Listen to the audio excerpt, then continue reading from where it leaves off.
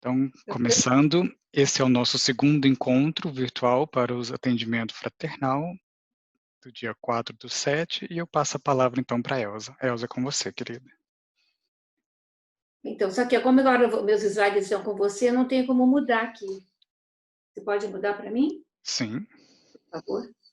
Então, eu gostaria de dar as boas-vindas a todos os participantes queridos que deixaram um momento da sua vida de lado para dedicar a esse encontro, a essa reunião, que vai trazer um benefício muito grande na nossa formação enquanto atendentes fraternos, enquanto pessoas das nossas instituições espíritas, que recebemos aqueles que vêm em busca de uma informação, necessitados, que somos todos nós, podendo assim dialogar. Então, estamos aqui com pessoas de alguns países, pessoas de dois grupos grandes do Brasil, do Ceará e do Mato Grosso, a convite do Edir, que muito gentilmente concordou em fazer essa hora e pouco com a gente, informando sobre a prevenção do suicídio, talvez nos pontos de vista que a gente não esteja acostumado e vem nos alertar. Assim, antes de mais nada, antes mesmo de ler a nossa programação, nós vamos fazer a nossa prece inicial, que é a nossa prece, a nossa ligação com o mais alto, com Jesus, com a divindade, com Deus, para que a gente possa estar totalmente available, disponível para aprender sobre essa lição de hoje. Então, pedimos a Jesus, o nosso psicólogo maior, mestre educador por excelência, que nos abençoe a todos nessa reunião, Senhor. Com os nossos amigos de outras terras, de além-mar, com aqueles que gentilmente se agregam para juntos na união poder servir melhor a comunidade, a sociedade, ser humanista e ser espírita, com o amor que vem ensinando o nosso Mestre Jesus na prática. Abençoa assim o nosso palestrante, conferencista da noite, o nosso Edir, Paixão, e com muito carinho, com família, filhinhos pequenos, gentilmente nos concede uma parte do seu dia para nos orientar sob a proteção do Mestre Jesus. Obrigada, Senhor, que assim seja. Então, aqui estamos nessa gravação e vamos apresentar agora, daqui a pouquinho, o nosso Edir, mas, na realidade, eu enviei para todos a sua formação profissional, além de ser o trabalhador voluntário espírita na casa espírita, não é mesmo? Então, ele vai falar 45 minutos, se assim for possível, vai depois abrir para perguntas e respostas, ou se alongar um pouco mais, e quando for 7h15, aqueles que precisarem deixar a sala, tudo bem. Os que quiserem ficar mais um pouco, às vezes tem alguma coisa a mais, ou Edir conceder mais alguns minutos, ótimo. Senão, a gente encerra às 7h15, não é mesmo? Assim, pode mudar, Fabrício? Eu estou tentando mudar aqui, não faço coisa, por favor. Assim, apresentando rapidamente, porque hoje eu conversei com ele, falei, como é que você quer que eu apresente você? Com o mínimo possível. Eu falei, eu já enviei o seu currículo maior e tem um portfólio que temos que desejar e depois a gente envia também para todos. Então, ele é um trabalhador do Centro Espírita Irmão Leite, em Fortaleza, Ceará, mestre em saúde pública pela Universidade Federal do Ceará, tenente-coronel do Corpo de Bombeiros Militar do Ceará, pesquisador do Instituto de Pesquisa, Prevenção e Estudos em Suicídio. E o currículo dele vai muito mais além, pela Faculdade de Beijing, para eventos no Canadá, Estados Unidos, não é? Na Irlanda. E com isso temos assim uma pessoa qualificada para nos trazer as suas informações. E agora eu peço aos participantes que leiam esse slide. Se não estiverem de acordo com a gravação da sua imagem, fechem a janelinha, não tem problema. Que daí, se não vão falar e está fechada a janelinha, não tem problema. Porque depois, esse áudio, essa gravação, vai ter a legenda em inglês como a gente vai fazer com todos esses que a gente está fazendo, as reuniões do atendimento fraterno e do educação, tá? Da infância e juventude. Assim, os que não desejarem aparecer, é só fechar a janelinha, não tem problema. Com isso, eu passo, sem mais delonga, passo para o Edir. Antes, lembrando que no dia 11 nós vamos ter algo muito importante, que é essa quantidade de suicídios que estão acontecendo. Então, nós convidamos a Vanessa Anceloni, que vai fazer um live no Facebook, tá bom? No dia 11. A gente vai passar para todos que desejarem receber, me passe, eu mando o link e o pôster para ser divulgado para o máximo possível de pessoas, tá bem? Muito obrigada, Fabrício. Pode passar, então, para o Edir, os slides do Edir.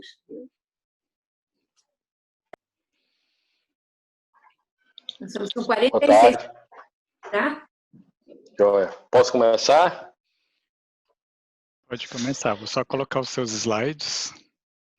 Joia. Gente, enquanto o Fabrício vai colocando os slides, eu gostaria de agradecer imensamente por esse convite.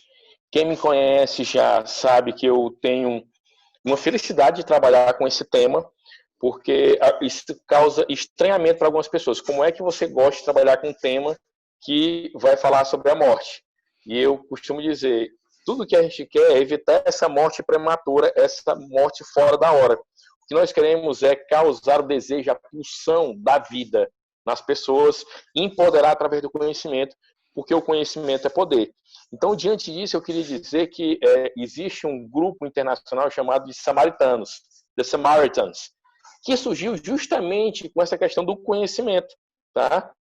Lendo um livro chamado Cartas do Adeus, de uma psicóloga e socióloga paulista chamada Maria Luísa Dias, eu vi o histórico de que os samaritanos internacionais, eles passaram a existir depois de uma experiência de uma criança de 12 anos que entrou no seu ciclo menstrual, começou a sangrar em virtude dessa menstruação e achou que estava mortalmente doente.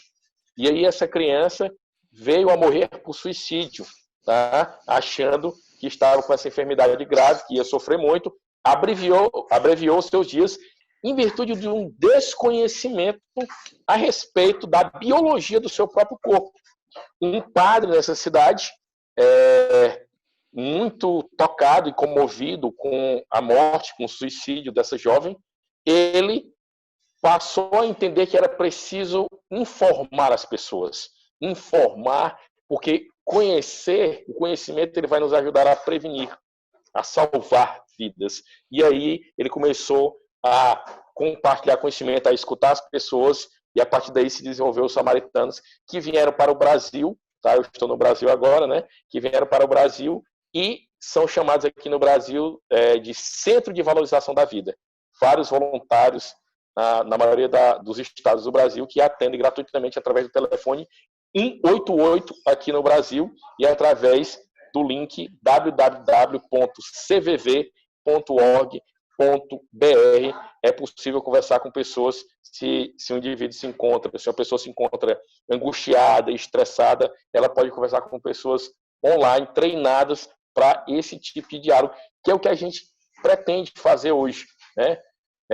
Com muito carinho houve esse convite e a gente tem um prazer enorme, como já foi dito aqui, de falar sobre esse tema, porque ele é pulsão de vida, desejo de vida, para que a gente possa conhecer para prevenir, tá? Podemos passar para o próximo slide, por favor, Fabrício?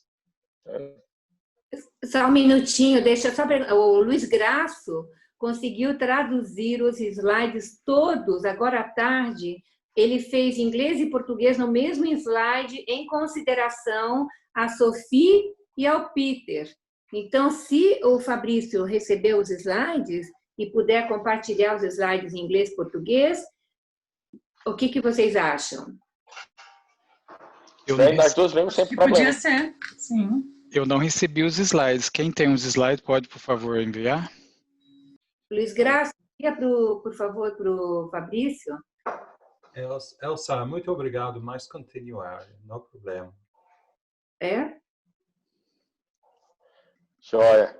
Dr. Peter Ives aí, gente, quem viu a imagem dele é um grande instrutor, né, que trabalha com prevenção de suicídios e promoção de saúde mental pela instituição For Mental Health, tá? E ele já atuou em vários países, né, do mundo, inclusive no Brasil, esteve conosco em janeiro, tá? É um grande parceiro e a gente tem aprendido muito também com o Dr. Peter Ilves, tá? Muito obrigado, estamos muito honrados com a sua presença, Dr. Peter Ilves, tá? Vamos continuar então, tá, Elza? Eu peço que o Dr. Peter Ilves possa tentar traduzir no privado para a doutora Sophie, tá? Se for possível para ele, tá? E digitando para a doutora Sophie na janela de WhatsApp deles pessoal, tá bom? Como acharem Tranquilo, melhor. Elza? Tá ótimo. De qualquer jeito, está traduzido já para você, viu? Vai receber, né? Depois. Tá? Então, os nossos objetivos hoje, gente, falar sobre prevenção de suicídios, tá?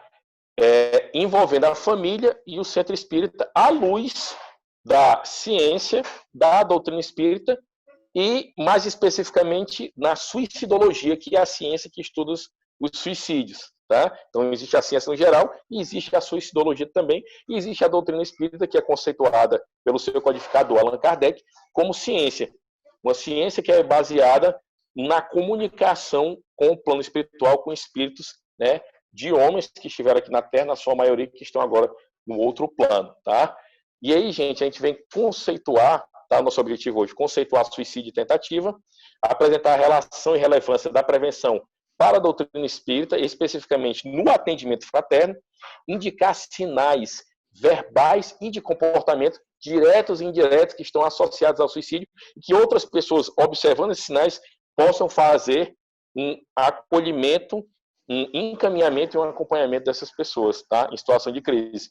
Explicar sobre a intervenção baseada em escuta e diálogo, que é uma sistematização, tá? Que a gente fez aqui junto com profissionais do Corpo de Bombeiros do Ceará, e conceituar luto por suicídio e indicar pós-venção em condições de luto por suicídio. E, ao final, ensejar um debate, tá, entre os participantes.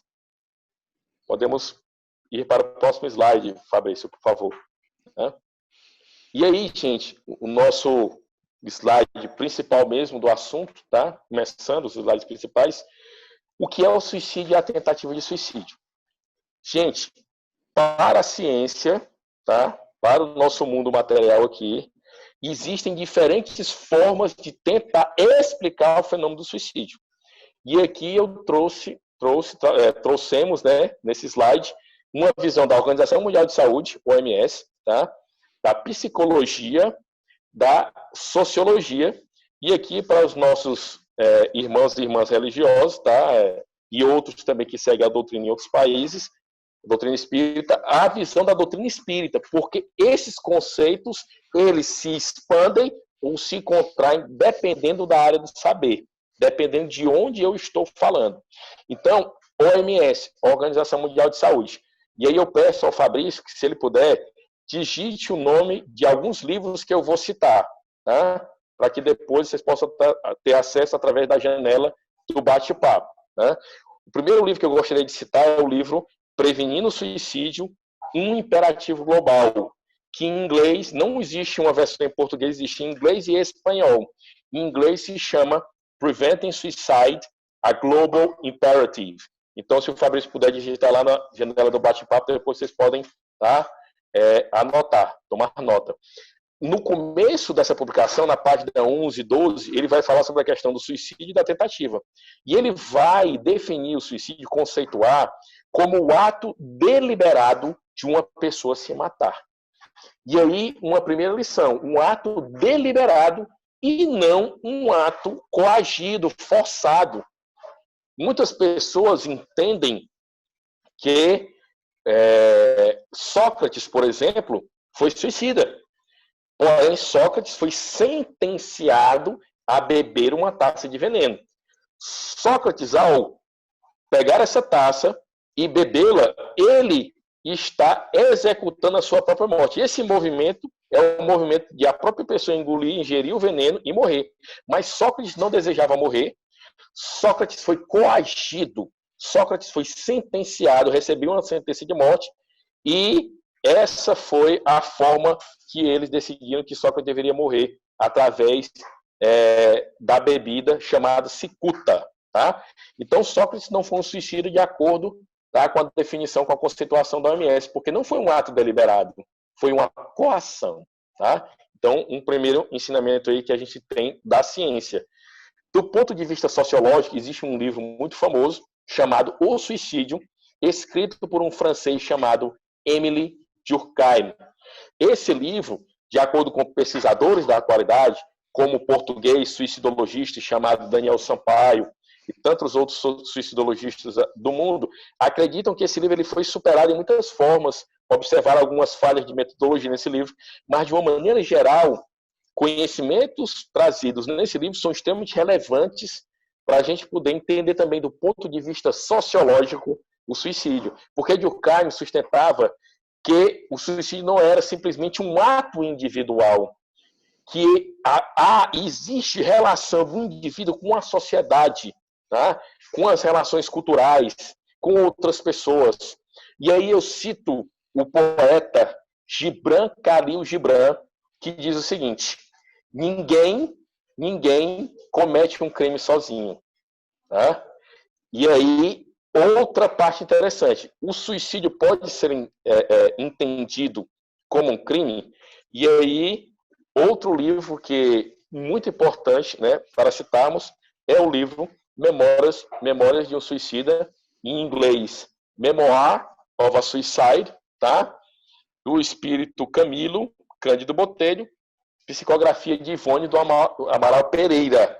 Nesse livro está escrito que o espírito de um suicida seria como um criminoso diante das leis divinas, porque exterminou o seu próprio corpo antes da hora devida. Tá? Por mais que se entenda que seja um crime diante das leis espirituais, é um crime ainda em alguns países do mundo. No Brasil não é crime tentar se matar, nem se matar, tá? E eu vou já dizer por que não é crime e por que isso é importante, tá? Mas, independente de nós, enquanto pessoas, entendermos que seja um crime, nós não precisamos tornar a dor de ninguém mais pesada. Nós não precisamos chegar para um familiar enlutado por suicídio e dizer que o parente dessa pessoa é um criminoso. Tá? Nós não precisamos tornar a dor de ninguém mais pesada. O mundo já tem as suas aflições. O próprio Evangelho, segundo o Espiritismo, ele fala que nós podemos sim aliviar a dor dos outros, mitigar, aliviar essa dor. Então nós preferimos usar outros verbos e outras formas de se referir ao suicídio, como consumou o suicídio, ou melhor ainda, morreu por suicídio. Em inglês seria die by suicide. Em vez de utilizar a expressão commit suicide, cometer suicídio, utilizar a expressão morreu por suicídio, e isso daí trará mais alívio. E entendendo diante de uma crença cristã e diante da ótica espírita, o espírito vive para sempre, ele terá outras chances e se reharmonizará com essas leis divinas. Então, nosso objetivo é trazer esse alívio, tá, diante de um tema que é muito denso, complexo. O suicídio, de acordo com a OMS, ele é multideterminado, ele é multicausal. Existem múltiplas causas que interagem, tá, para que aconteça um suicídio. E essa visão de Émile Durkheim dizer que ele não é um ato individual, tá? Gibran Khalil Gibran, como a gente falou agora, o poeta, dizer também que os atos que nós fazemos que não estejam alinhados com o que nós entendemos que seja o correto, não são atos sozinhos, que nós interagimos com os outros, é bastante interessante. Tá? Do ponto de vista da psicologia, gostaríamos de citar, eu vi que o Fabrício já escreveu o nome do livro, A Mente Suicida, em inglês, The Suicidal Mind, do psicólogo americano Edwin Schneiderman. Tá? É um profundo estudioso, né? Eu acredito que ele não esteja mais nesse plano físico, tá? Foi um profundo estudioso da questão dos suicídios, analisando vários casos, tratando de pessoas com tratamento psicoterápico do ponto de vista da psicologia, e é conhecido por muitos como o pai da suicidologia, da ciência que estuda os suicídios.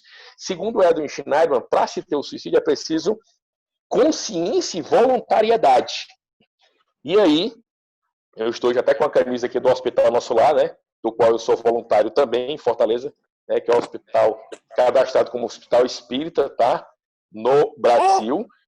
E, do ponto de vista da psicologia, olha só como é interessante entender esses conceitos. Se uma pessoa tem um adoecimento mental e ela está no hospital psiquiátrico, por exemplo, ela se joga de uma janela e cai. Ela pode morrer ou não. Né? Nós temos conhecimento de casos desse tipo em várias partes do Brasil e do mundo. Prima facie, à primeira vista, as pessoas poderiam achar que foi uma tentativa de suicídio ou um suicídio.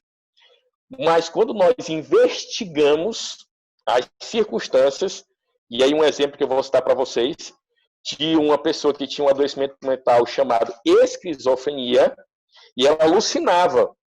Ela achou que o andar que ela estava num determinado hospital de saúde mental estava pegando fogo. E para salvar a vida dela, ela pulou pela janela. Não para se matar, mas para salvar a vida, porque estava alucinando. Devido ao adoecimento mental. Então, eu preciso investigar essas causas. Eu não posso dizer que o suicídio ele é originado de uma única causa, ele é multicausal, e entender desses conceitos, tá, e das circunstâncias para que eu possa saber se foi um suicídio ou não. Tá? A família desse paciente, quando descobriu que foi uma alucinação, se sentiu mais aliviada, porque nós sabemos ainda que o suicídio é muito tabu, é um tema ainda muito escondido em todos os ambientes, inclusive nos ambientes espiritualistas, religiosos, dentro dos centros espíritas, ainda é tabu, tá, para muita gente. Então, do ponto de vista da doutrina espírita, eu gostaria de dizer que não somente, olha só, o que a gente observa em algumas obras da codificação, tá, e da literatura espírita. Na doutrina espírita se entende que é possível também um suicídio, tá, que ocorra através da entrega do indivíduo às paixões humanas, de consumo de alimentos desregrados, do consumo de cigarros, de determinados tipos de bebidas alcoólicas que, se forem ingeridas de forma desproporcional, entenda, a doutrina espírita não proíbe as pessoas de beber uma cerveja ou de fumar um cigarro, não. Mas ela mostra que existe uma responsabilidade nos nossos atos. Quando eu extrapolo o limite, quando eu fumo demais e bebo demais, eu posso produzir doenças no meu corpo físico que venham a exterminar, que venham a cessar a vida desse corpo prematuramente. Nós temos um termo em saúde pública chamado expectativa de vida. A expectativa de vida do brasileiro é de 75 anos e meio. Se uma pessoa fuma demais e bebe demais, por exemplo, e vem a morrer em consequência desse hábito desregrado, com 30 anos de idade, 45 anos e meio aí, de acordo com a saúde pública, foram perdidos. Se chama, em saúde pública, anos potenciais de vida perdidos. E isso, o próprio plano terreno, as pessoas, os cientistas daqui acreditam que não é bom para a sociedade, do ponto de vista da doutrina espírita também. André Luiz, que é o espírito que trouxe o livro Nosso Lar, através do médium Francisco Cândido Xavier, narra que ele foi considerado no plano espiritual como um suicida. Tá? Não direto, mas indireto, porque morreu em consequência de hábitos que ele teve desregradamente na sua vida. Tá? Esse slide é muito importante, gente, porque a gente estabelece um terreno de se entender o suicídio do ponto de vista científico, tá? Da saúde pública, da sociologia, da psicologia e da doutrina espírita, que expande esse conceito, tá, para um suicídio chamado de suicídio moral. Onde é que eu vou encontrar o termo suicídio moral? No Livro dos Espíritos. Todo mundo tem acesso aos PDFs, né? Hoje em dia, você vai em Ctrl F, bota pesquisar e colocar lá suicídio moral, você vai encontrar na obra Livro dos Espíritos falando sobre essa entrega das paixões desmesuradas, tá? Note que é um desregramento para mais, tá bom? Vamos para o nosso próximo slide, por favor, Fabrício. E aí, gente, uma pergunta, tá? Que muitas pessoas nos fazem nos muitos debates que nós temos acerca do tema. O suicídio, ele é só em seres humanos ou ele pode ocorrer também em animais? E aí a gente trouxe esse vídeo que é de um gato, tá? Tem uma moça, né, uma mulher de azul olhando para o gato. Vocês vão ver quando a gente passar o vídeo, tem várias, nos Estados Unidos. Várias pessoas se aglomeraram para olhar esse gato, que ele estava com as garras dele nas reentrâncias da parede, tá? Ele estava seguro, e esse vídeo circulou aí, viralizou, dizendo que era um animal que queria se matar, que queria morrer por suicídio. E aí a gente vai mostrar esse vídeo agora, tá? E depois a gente vai... Não se preocupe, não tem sangue no vídeo, tá? Não é um vídeo violento, tá certo? É até surpreendente. E depois que a gente visualizar o vídeo, a gente vai fechar aqui o entendimento acerca se existe ou não existe suicídios em animais. Fabrício, eu não sei se deu para você hiperlinkar o vídeo no PowerPoint, mas você pode tentar abrir também, tá? Por fora. Será que ele conseguiu? Eu acho que ele está tirando o PowerPoint para tentar jogar o vídeo por fora.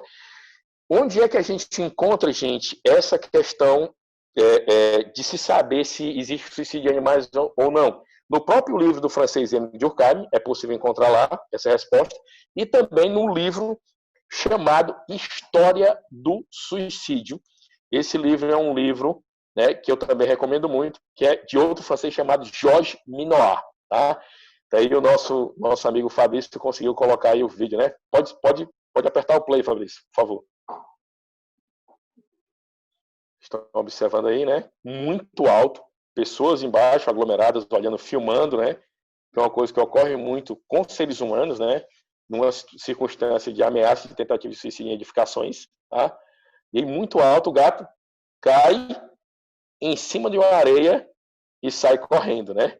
Ele cai em cima da areia e sai correndo com vida, mais de 15 metros aí, e ele sobrevive, tá, gente?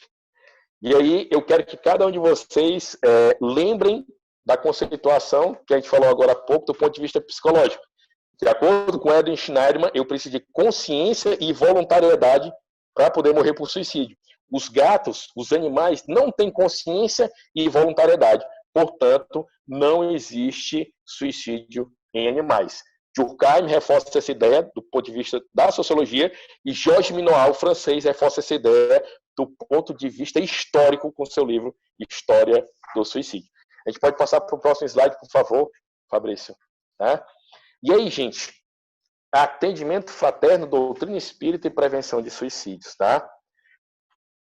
Atendimento fraterno, gente, para quem não está familiarizado com esse termo, Dr. Peter Ilves, tá? E outra pessoa que possa não estar familiarizada com esse termo, é um procedimento que acontece em casas espíritas, em centros espíritas, quando as pessoas chegam e têm dúvidas, precisam de orientação, e aí elas são colocadas para falar com um integrante, um trabalhador da casa espírita, certo? E aí o que a gente queria dizer? Que o atendimento fraterno é uma porta de entrada para a casa espírita. Eu preciso ser acolhedor, preciso ter acolhimento com as pessoas que chegam até nós, e nós precisamos orientar essas pessoas de forma, tá, moral, ética e legal. Na Inglaterra, no Reino Unido, tá, eu não posso, por exemplo, divulgar a imagem de uma pessoa sem ter autorização dela. Tá? Eu não posso chegar pegando, tocando as pessoas. Né? Então, eu tenho que respeitar as leis de cada local, de cada país, de cada estado. Nos Estados Unidos, por exemplo, nós temos 50 estados e eles têm leis diferenciadas. Tá? Então, eu tenho que entender da lei de cada país para eu poder trabalhar no atendimento fraterno.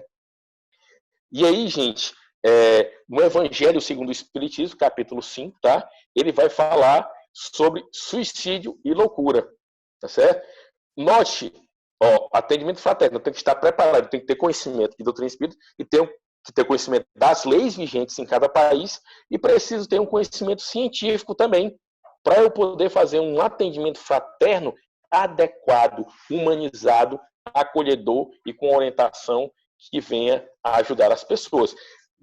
Aconselhamos a leitura dessa parte do Evangelho e aí a gente faz um adendo, Elza, que em português, a maioria das traduções, né, todas as traduções que eu vi do Evangelho, segundo o Espiritismo, tem escrito suicídio e loucura. A palavra loucura é muito estigmatizada. Loucura, louco. E aí, em inglês, na nova versão, tá, da tradução do Evangelho segundo o Espiritismo, tem suicídio e insanidade. Insanity, em inglês. tá? Que vai falar são, saudável e não saudável, que é um termo mitigado, suavizado, que nós apreciamos esse tipo de tradução que se adequou mais à nossa realidade atual. Tá? E uma coisa muito interessante, no Evangelho segundo o Espiritismo, ele diz que calma e resignação são dois antídotos contra o suicídio e essa insanidade, esse adoecimento mental. Calma e resignação. Eu faço só um adendo. Essa resignação, essa aceitação dos fatos, ela pode ser estática ou dinâmica. Eu aceito os fatos estaticamente quando eu não posso modificar esses fatos. E eu aceito os fatos de forma dinâmica quando eu posso intervir, quando eu posso atuar para modificar, tá, o ambiente ao meu redor e principalmente a mim mesmo. E aí eu cito um pensador francês chamado Jean-Paul Sartre. Jean-Paul Sartre vai dizer: o mais importante não é o que fizeram comigo, mas aquilo que eu fiz com o que fizeram comigo. E isso daí é uma resignação dinâmica. Eu posso atuar? Sim. Por mais que eu não possa modificar o meu externo, a minha resposta ao meu externo pode ser diferenciada. Quem é que fala isso também? Quem fala isso também é o psiquiatra, tá? Viktor Frankl. Estou aqui com o livro dele, tá? Você está dando para visualizar aí. Esse livro aqui que eu indico demais, que é Em Busca de Sentido. Ele vai dizer também, tá? Nesse livro, que eu posso ser cerceado de inúmeras formas da minha liberdade, mas sempre terei a liberdade de escolher a forma como eu vou reagir àquilo que me chega do meu externo. Tá? Lembrando, isso do ponto de vista, estou equilibrado emocionalmente, estou com a minha saúde mental tá, equilibrada. Quando eu entro numa depressão, quando eu entro tá, numa esquizofrenia, num transtorno afetivo bipolar, quando eu adoeço, a minha cognição, o meu conhecimento, ele se torna limitado. E aí Edwin Schneiderman vai dizer que existe o fenômeno de constrição do pensamento. Thinking constriction, tá? Constrição do pensamento. A pessoa entra numa visão de túnel, foca na culpa, foca na dor. E aí, a palestra da doutora Vanessa, que será, né, em julho ainda, de acordo com o que eu li, né, Elsa, ela vai falar sobre culpa e depressão. Então, se eu focar no ensinamento que vem com o sofrimento, no ensinamento que vem na dor, com a dor, e aí eu posso lidar melhor com essas dificuldades e obstáculos que vêm do mundo. O filósofo Friedrich Nietzsche dizia que o que não nos mata nos fortalece. Tá?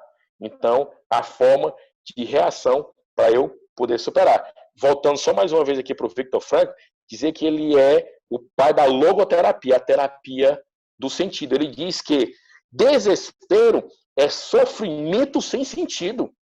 Ele escreve, inclusive, uma fórmula, como se fosse uma fórmula matemática, é humanas, né? Ciências humanas, tá? Mas ele coloca D igual a S menos S. Desespero é sofrimento sem sentido. Se eu tenho um sentido no meu sofrimento, eu não me desespero. Né? E quando eu encontro esse sentido, eu estou mais forte contra pensamentos suicidas. Em períodos de guerra, muitas vezes, que são situações adversas, algumas pessoas conseguem reencontrar o sentido de viver para superar aquele momento. Nesse momento de pandemia em que vivemos, algumas pessoas podem ter adoecido, mas outras pessoas podem ter encontrado o sentido de viver, de ajudar alguém, de superar essa fase, esse momento. Então, nós somos seres, né, que temos semelhanças, mas nós reagimos muitas vezes diferente uns dos outros, existe individualidade. Voltando aqui para o atendimento fraterno, gente, eu escrevi até a siglazinha aí, PIA, tá? Preparação, identificação, acolhimento, encaminhamento e acompanhamento. O atendente fraterno precisa estar preparado, tá? Para receber essas pessoas que chegam à casa espírita, a escutar, a ter uma comunicação assertiva e não violenta, tá? Identificar possíveis sinais relacionados a sofrimento, a doença mental e ao suicídio, acolher as pessoas, encaminhar para serviço de saúde. Conversando hoje de manhã com a Elsa, aí no Reino Unido existem várias instituições que trabalham com a saúde mental, tá? Então, Nós não podemos chegar para uma pessoa que vem à casa espírita e dizer, olha, o seu problema vai ser todo resolvido aqui. Não. Principalmente se essa pessoa está com adoecimento mental e pensamentos suicidas. Ela precisa ser tratada por psiquiatras, psicólogos, terapeutas ocupacionais, por uma equipe multidisciplinar. Tá? E dentro do centro espírita, nós oferecemos o apoio às orações, às terapias espirituais que existem, mas jamais podemos dispensar, tá, a intervenção de saúde mental dos órgãos competentes dos países, dos estados, cidades, províncias a que pertencemos. Tá? Pode passar, por favor, Fabrício. E aí, gente, como identificar? Eu preciso de experiência, tá? E eu posso adquirir essa experiência vivendo, mas posso aprender também com livros, posso aprender lendo, com vídeos, tá?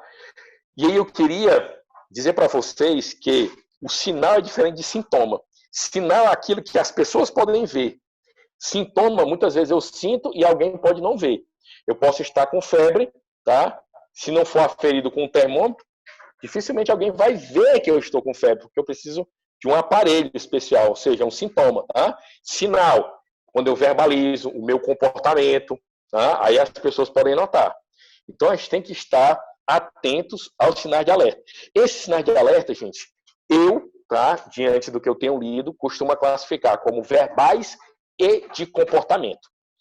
Podem ser verbais diretos e indiretos e comportamentos diretos e indiretos. Eu vou dar alguns exemplos aqui para que a gente possa estar atento. Sinais verbais indiretos. Quero dormir para sempre. Querer dormir um dia, querer dormir um final de semana é uma coisa. Querer dormir para sempre é um sinal verbal indireto que pode estar associado com ideias suicidas. Porque na mitologia grega, o deus do sono, Hipnos, é irmão gêmeo de Thanatos, o deus da morte. Ou seja, dormir para sempre é equivalente a morrer. Então, quando a pessoa externaliza uma frase dessas, eu tenho que ficar atento, despertar. Opa, essa pessoa está comunicando inconscientemente ou tentando dizer indiretamente que precisa de ajuda. Tá? Outro tipo de sinal verbal indireto. Não aguento mais nada. Não aguentar mais trabalhar no local X, morar na cidade Y é uma coisa. Não aguento mais nada é um indicativo que a pessoa está e pode estar associado, tá, a um risco iminente e pensamentos suicidas. Note, pode estar. Não necessariamente está, mas pode estar. Tá? Sinal verbal indireto. Quero desaparecer. Quero sumir. Você pode perguntar para a pessoa quais são os seus planos para o futuro. Se a pessoa lhe responder, olha, eu não tenho planos para o futuro, isso pode ser um sinal, tá, de que a pessoa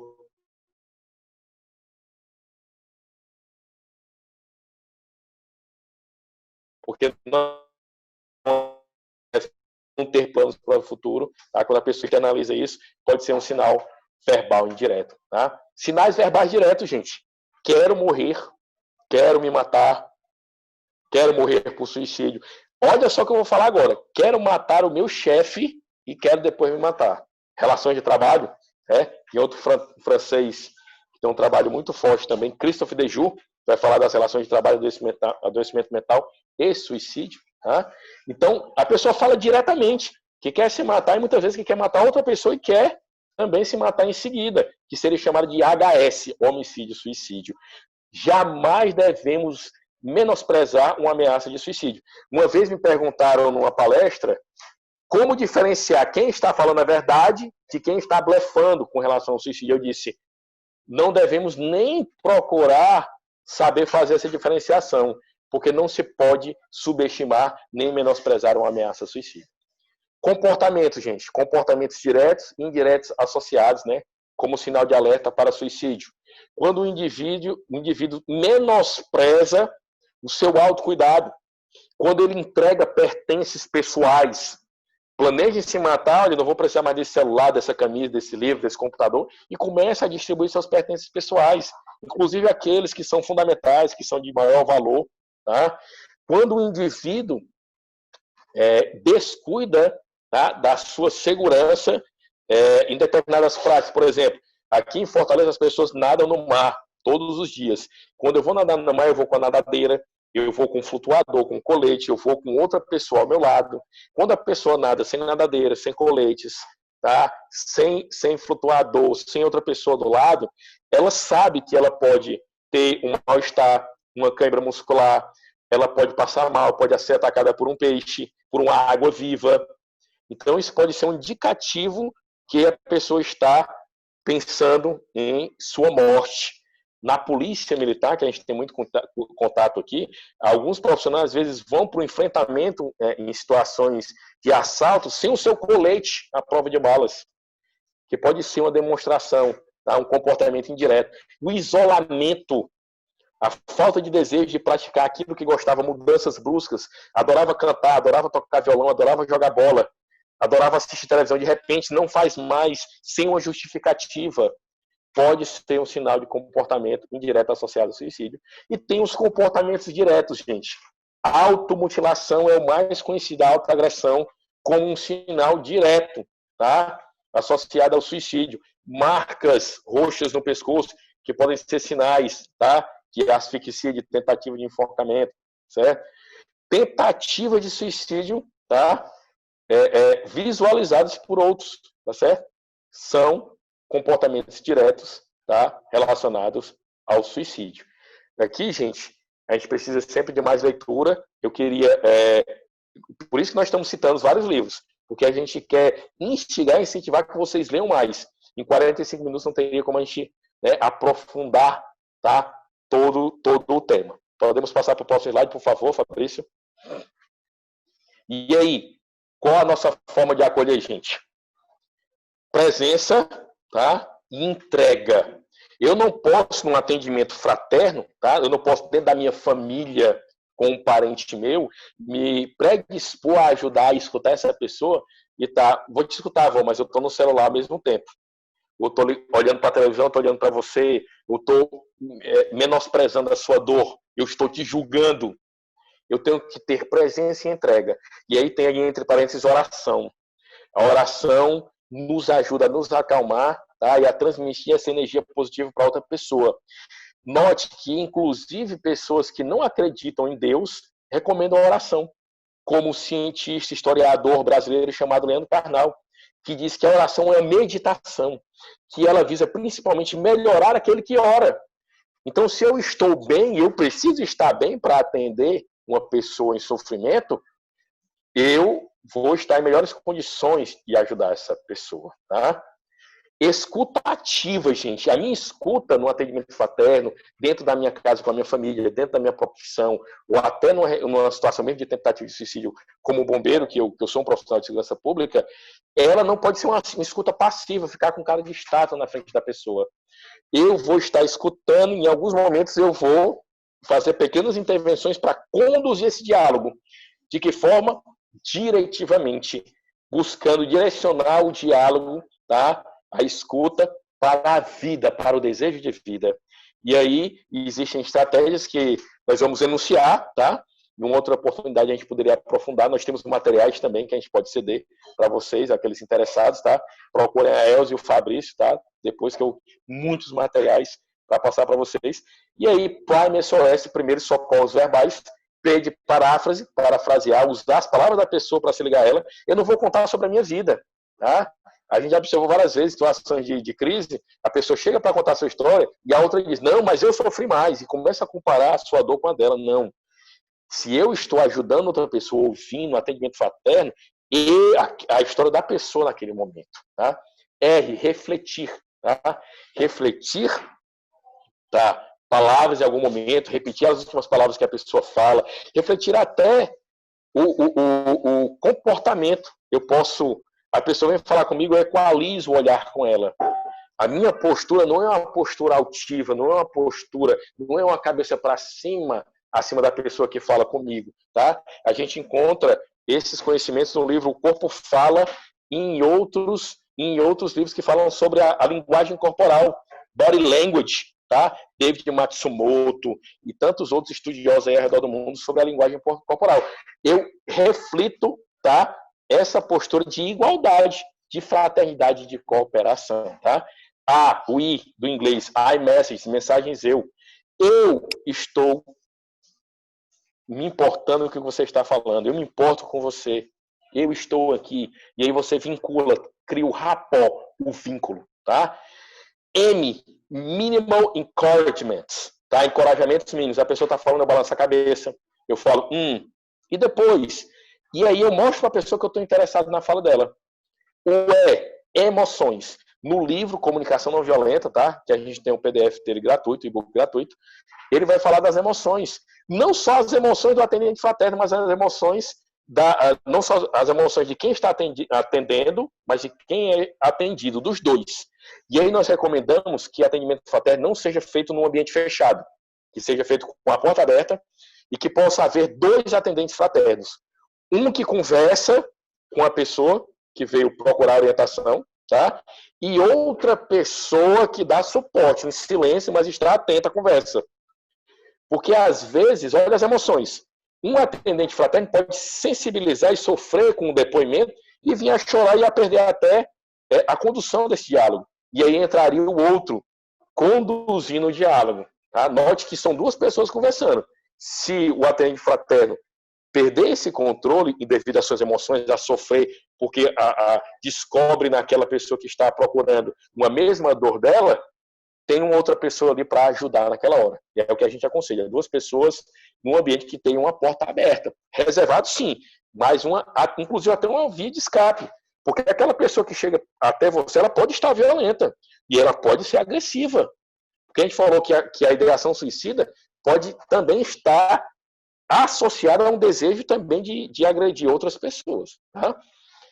E aí, no final, o SOS é S do inglês summary, tá? Resumir, muitas vezes, você confirma com a pessoa, olha, o que você queria me dizer é isso, você resume e confirma com ela.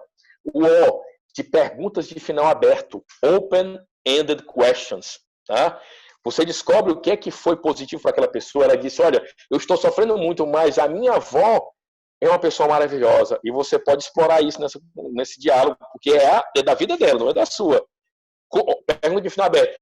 O que é que você faz com a sua avó no final de semana? E pode deixar a pessoa explorar a fala, porque quanto mais eu falo, mais a dor vai embora. A fala é curadora, de acordo com o pai da psicanálise, Sigmund Freud e tantos outros também pesquisadores. E por final, silêncio.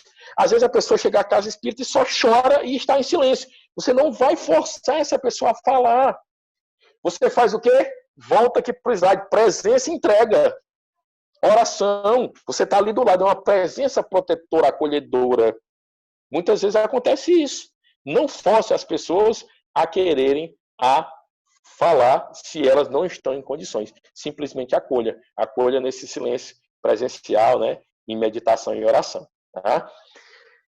A intervenção baseada em escuta e diálogo é ótima, porque o que eu já falei aqui é ela. O que é que eu faço na intervenção baseada em escuta e diálogo, nesses momentos, gente, quando a gente identifica realmente que a pessoa está em crise suicida?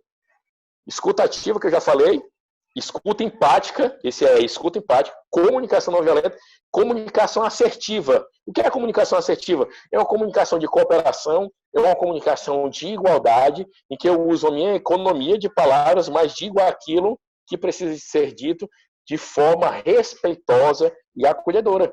Tá? E aí, gente, eu procuro sentido na fala dessa pessoa, como eu falei agora há pouco. Eu dei o exemplo da avó, uma pessoa da família dela. Se você descobrir um ente querido, um animal de estimação, um hobby, um trabalho, alguma coisa na vida dessa pessoa que é significativa, você pode explorar o diálogo para que essa pessoa fale mais sobre esse sentido que vem do livro, tá? Em busca de sentido, do Dr. Viktor Frankl. Essa ideia vem de lá. E aí, quando eu reúno esses elementos, eu tenho uma intervenção baseada em diálogo, que nós também chamamos de IBED. E para concluir esse slide, lembrar que na nossa corporação aqui no Bombeiro, muitas vezes a gente chama a pessoa em crise suicida de causador de evento crítico. Olha só, que é um nome que ele tem um estigma, tá? A pessoa está perturbando o ambiente. E aí nós estamos ressignificando essa sigla causador do evento crítico para... É uma pessoa precisando de ser, olha, conexão, se conectar, esperança e de compaixão. Porque muitas vezes a pessoa não tem compaixão para com ela. Quando ela encontra no outro essa compaixão, ela pode procurar se modificar, sentir aquela compaixão do outro e se modificar também, passar a exercer a sua autocompaixão. O Dr. Peter Lewis aí, que está nos assistindo, ele esteve aqui em janeiro e ele citou um autor chamado Gilbert, eu esqueci o sobrenome, eu acredito que seja Gilbert a pronúncia dele, que ele ensina que a compaixão pode ser trabalhada, exercitada. Nós podemos aprender a compaixão. Podemos ir para o próximo slide, então, viu, Fabrício? Pode passar para o próximo slide, por favor. 999, tá aí o telefone do bombeiro aí, tá, no Reino Unido. A nossa amiga aí vai falar com ela. Depois eu quero saber se ela tá bem, que eu fiquei um pouco preocupado agora, tá? Continuando, gente. Encaminhamento. Acolho, eu tenho que estar preparado, identificar. Se eu identificar, eu vou acolher. E acolhendo, eu vou encaminhar. Encaminhar para quem? Para os serviços de saúde do meu país, do meu estado, da minha cidade. Tá? Dentro da casa espírita, existe o atendimento fraterno, existe a coordenação desse atendimento fraterno. A coordenação do atendimento fraterno precisa saber de todos os casos que sejam suspeitos de potencial suicídio, de sofrimento mental, de adoecimento mental. Eles precisam saber. Claro que dentro da casa espírita também se tem um zelo e um cuidado. Deixa eu falar uma coisa aqui para vocês. Por exemplo, existe um centro espírita em Fortaleza que funciona no 5º andar de um edifício. Tá? Existe um guarda-corpo, uma mureta, onde as pessoas se reúnem, que é de 1,10 m de altura. Se uma pessoa apresenta pensamentos suicidas e está naquele ambiente praticamente aberto de altura, ela pode ter uma impulsividade e vir a tentar o suicídio naquele momento. Então, quem trabalha em centro espírita, nesse, por exemplo, como eu falei, é uma situação vertical, tá? E eu preciso estar atento. Por isso que os trabalhadores da casa devem ter ciência, tá? E a gente precisa separar, principalmente na Inglaterra, no Reino Unido, que os serviços de saúde, tá, mental, eles têm a independência deles e a responsabilidade primeira não é a responsabilidade primeira, não é do centro espírita. O atendente fraterno não é médico, não é psiquiatra. Pode até ser que ele seja de profissão, né? Mas, em termos gerais, ele não é médico, não é psiquiatra. Ele tem que encaminhar para os serviços de saúde governamentais, tá? Ou então de plano de saúde privado que a pessoa possa ter. Tranquilo? Pode passar, por favor, Fabrício. E aí, esse ciclo, gente, ele não termina aí. A pessoa foi para o serviço de saúde mental. E aí, lá no serviço de saúde mental, eles vão fazer o acompanhamento. Se essa pessoa retorna à casa espírita para continuar frequentando, as pessoas da casa espírita devem também fazer esse acompanhamento para observar a mudança, se houve melhora, ou um agravamento, ou a estabilização, tá? E evitar o que nós chamamos de efeito Werther, efeito imitação, tá? Com pessoas do ciclo de convivência, da família, principalmente dessa pessoa, tá? Pode passar para o próximo slide, por favor, Fabrício. E aí, gente, estamos acabando aqui, tá? A nossa explanação. Esse assunto, ele é palpitante, ele dialoga com várias outras áreas do saber, tá? E a gente passou alguns conhecimentos, mas é preciso que nós estudemos, tá? O codificador da doutrina espírita, Allan Kardec, dizia o quê? Espíritas, amai-vos e instruí-vos. Ele nos pediu estudo. Nós precisamos estudar, conhecer para prevenir, tá? E aí, gente, no slide, tá? Luto por suicídio, eu escrevi errado o nome da autora do livro Depois do Suicídio, que não é Sylvia Clark, é Sheila Clark, tá? Se o Fabrício pudesse escrever Sheila Clark, por favor, Fabrício, eu errei, tá? É Sheila Clark, tá? Depois do suicídio, tá? Que ela vai falar que o luto por suicídio é diferenciado, gente, tá certo? É diferenciado. O luto, aliás, de uma maneira geral, existe uma escola, tá, muito forte de entendimento do luto que vem da autora Elizabeth Kubler-Ross, tá? Que ela, inclusive, ela dizia que existem fases desse luto, tá certo? Atualmente, olha só o que eu vou dizer. O luto, o entendimento de muitos especialistas é que o luto não tem necessariamente essas fases, tá, que foram escritas por Elizabeth Kubler-Ross. Também existem manuais de saúde governamentais que dizem que o luto ele tem um determinado tempo. 6 meses, 1 ano, para se finalizar. Para daí a pessoa demonstrar sua total recuperação de uma determinada perda. Né? E atualmente, os pesquisadores que eu tenho tá, dialogado, tá, eles têm dito o quê? Que não existe esse tempo, porque as pessoas reagem de forma diferente. Então, após venção ao suicídio, que é o acompanhamento e as ações feitas para que não haja repetição do ato suicida, ou para que seja parada uma família de alguém que morreu por suicídio, deve levar em conta essas novas pesquisas que estão sendo realizadas na seara da saúde mental. O que é que Allan Kardec dizia, gente? Quando a doutrina espírita colidir com a ciência, se a ciência demonstrar que a doutrina espírita está errada, os espíritos deverão caminhar com a ciência. Tá? Olha só o que é que Kardec falou. Tá? E aí, para finalizar esse slide, dizer que no plano espiritual existe também pós-venção daqueles espíritos, né, tratamentos e toda uma preparação no plano de lá. E aí tem no livro Memória de Suicídio. Mas eu queria fazer um adendo, Fabrício, Elza e quem nos assiste. Esse livro, Memória de Suicídio, ele não pode ser entregue a qualquer pessoa. Por que ele não pode? Porque ele tem descrição, tá, de suicídios. É narrado no livro minuciosamente alguns suicídios. E a gente sabe das pesquisas atuais da Organização Mundial de Saúde e de outras instituições que essas descrições podem gerar gatilhos emocionais e disparar a tentativa de suicídio a alguém que possa ler. Eu não vou entregar o livro Memória de Suicida para uma pessoa que está em crise, tá certo? Por quê? Porque essa pessoa pode, em lendo essas passagens mais fortes do livro, ter gatilhos emocionais. Recomendo, principalmente o livro Memória de Suicida, para os trabalhadores que estão equilibrados, que seja feito um trabalho de estudo em grupo, tá certo? Porque existe a possibilidade desses gatilhos, tá certo? Que fique bem claro isso, é um livro muito importante, muito relevante, traz ensinamentos, tá? Maravilhoso, mas ele tem essas partes de descrições de suicídios que não deve ser entregue, tá? A qualquer pessoa, principalmente aquelas que estão em profundo sofrimento ou em crise suicida, tá certo? Podemos ir para o nosso próximo slide, por favor, Fabrício. E aí, agora serão as nossas dúvidas, né? Sugestões, recomendações, né? A nossa abertura aqui, Fabrício. Pode deixar lá também, pode passar depois lá pro outro slide, né? O pessoal já sabe que vai ter que debater. Eu gosto muito dessa frase: a vida não cessa, a vida é fonte eterna e a morte é o jogo escuro das ilusões. André Luiz, está lá escrito no livro Nosso Lar. Isso nos traz esperança, gente, tá certo? Lembrando que, se você estiver com depressão, ou pensamentos suicidas, ou por luto, não só por suicídio, mas por outros tipos de morte, a Covid, que afetou tantas famílias, tá? Não tem problema chorar, não tem problema se sentir depressivo, porque você é espírita. Porque antes de ser espírita, você é um ser humano.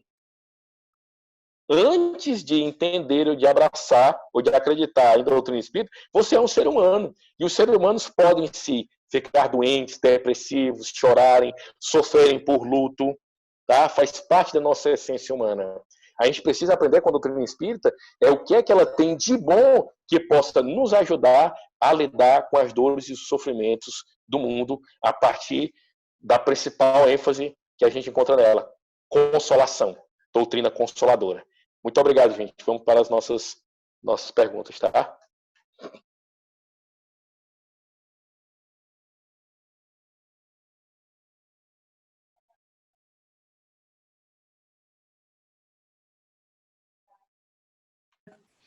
Muito obrigada, Edir, excelente. As pessoas que têm perguntas, agora é um momento bastante importante, especialmente nessa área que a gente tem lidado nesses últimos 3 meses, com diversos casos de suicídio, especialmente em jovens. Só jovens foram 5. O último foi a semana passada, com 13 anos, Nicolas, no Brasil. Então, aqueles que têm uma coisa, façam suas perguntas agora. Eu gostaria de só perguntar, ou melhor, interagir, a questão do livro, né, Memória de um Suicida, que você agora fez uma recomendação, que para mim foi um alerta. Então, a pessoa que chega na casa espírita e a gente está assim, né, que a pessoa está pensando em suicídio, a gente não vai dar, então, jamais indicar que leia ou que assista o vídeo ou que veja o áudio desse livro, não é? Aliás, a gente não deveria. Então, é bem, bem sério isso. Mas a gente lendo para saber até, para nos auxiliar a distinguir casos, né? Não. Se você está bem emocionalmente, eu recomendo ouvir a radionovela, ler o livro, estudar o livro, mas a gente tem que estar bem. Se você não está bem emocionalmente, não vá, porque isso pode despertar, tá, esses gatilhos emocionais que a gente falou. Eu vi uma pergunta aqui, Elza, uma pessoa pedindo para falar um pouco mais sobre a questão do atendimento fraterno para familiares de pessoas que morreram por suicídio. Posso falar só mais um pouquinho? Tá? Gente, tá. Olha só o que é que eu vou falar para vocês, tá? Eu já ouvi em casas espíritas, eu já ouvi isso, de que quando a pessoa morre por suicídio, ela obrigatoriamente vai para um lugar muito ruim e vai sofrer muito. Esse local é chamado Vale dos Suicidas, tá certo? Eu já ouvi isso, tá certo? Gente, isso não é verdade.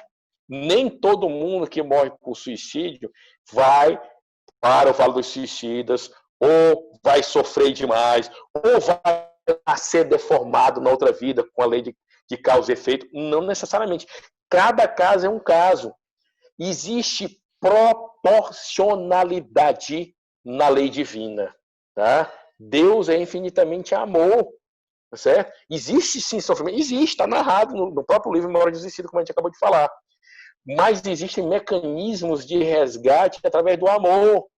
Tá? Uma criança de 13 anos, como a Elza falou agora há pouco, tá?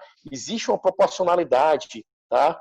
Dentro, tá, desse acolhimento. Nós temos um caso, Elza, aqui também, de uma criança de 13 anos em Fortaleza, que morreu por suicídio, e recebemos várias cartas psicografadas dela. Mas foram várias, em que ela não foi para o Vale dos Suicidas, foi para a cidade espiritual, para o hospital, conseguiu uma recuperação muito mais rápida, porque ela não tinha essa maturidade diante desse ato. E no plano espiritual, ela começa a trabalhar com prevenção de suicídio já no plano espiritual. Tá? Então a gente precisa tirar esse estigma dentro da própria casa espírita, tá? Entendendo que nós somos seres espirituais eternos e que mais cedo ou mais tarde todos nós encontraremos a nossa alegria, nosso estado de perfeição relativa. Gente, não usem familiares, não usem o verbo cometer, morreu por suicídio. Não julguem, não digam que a pessoa está em sofrimento, nós não temos certeza disso. Amparem, orem periodicamente por espíritos suicidas. Periodicamente. Divaldo Pereira Franco, numa palestra dele, fala que recebeu uma vez, tá? Recebeu uma vez uma visita de um espírito, tá?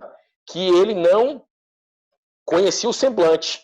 E ele disse: você se lembra de mim, Divaldo? Não reconheço o seu rosto. Ele disse: você tem meu nome anotado no seu caderno de orações. Você orou por mim todas as semanas. A única hora no plano espiritual que eu tinha alívio é quando as suas orações chegavam até a mim. Então, isso é uma descrição de Divaldo, uma palestra dele, fantástica, falando sobre o poder da oração, tá certo? Que nos ajuda primeiramente e ajuda os outros, inclusive os espíritos, no plano espiritual. Tá certo? Então, gente, agora, quem quiser fazer uma perguntinha, me dá uma mensagem aqui no chat, que aí eu vou organizando às vezes de vocês falarem. Liz, pode falar, querida. Você pode começar com a tua pergunta, que eu vou organizar o restante das perguntas. Liz, obrigada. Obrigada, Fabrício. Har du storlek 38 i skogen, Janne? 34. Alô? Vocês estão conseguindo me escutar bem? Estou escutando. Estou escutando. Obrigada pela explanação, eu achei fantástico. Obrigada por estar aqui com a gente. E a minha questão é o seguinte: eu trabalho em escolas e a gente tem recebido muito treinamento a respeito de dar suporte aos nossos colegas que possam estar pensando em cometer suicídio, a ver os sinais.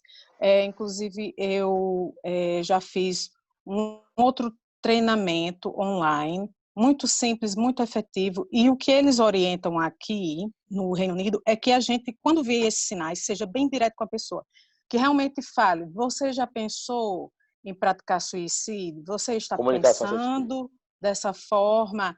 Exato. Então, assim, qual é a sua posição quanto a isso? De falar diretamente, de dizer os termos diretamente para ser bem claro com as pessoas. Qual é a sua posição? Obrigada. Vou falar agora. Gente, eu gosto muito de uma fala que diz assim, a sinceridade é importante, mas eu não preciso usar a sinceridade como um chicote para maltratar as pessoas.